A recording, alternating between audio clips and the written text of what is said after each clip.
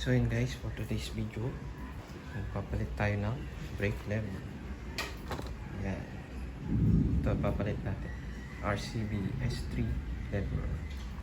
Mga kakailanganin natin sa pagpapalit: isang adjustable pangotra, socket wrench, Gisata.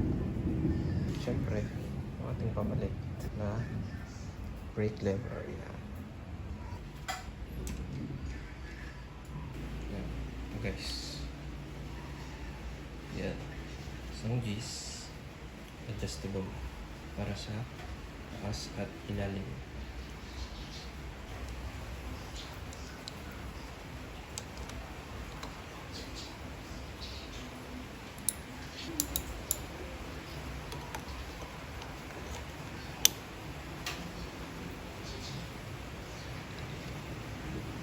Yan. Napakabanayan lang ng pagtatanggal guys.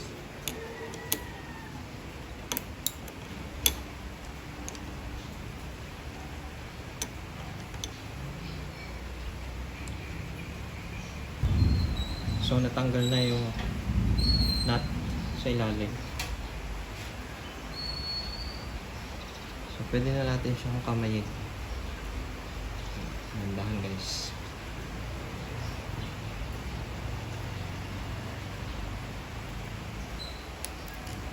Yun.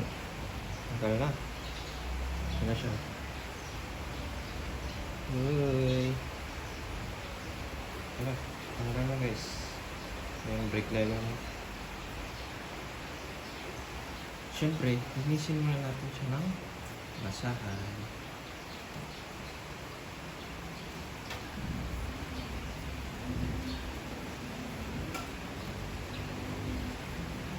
Tapos natin siyang linisin. Tingnan nga natin kung kasukat. Ito na siya. Pasok lang natin sa loob. Yun. Ngayon, babalik na natin to bolt and nut. So ayan na siya guys. Hinay kabit. Ito. Preno na guys. So ayan na guys, sa kinalabasan guys. Yan. Nakabit ko na dalawa. Alma. Nice.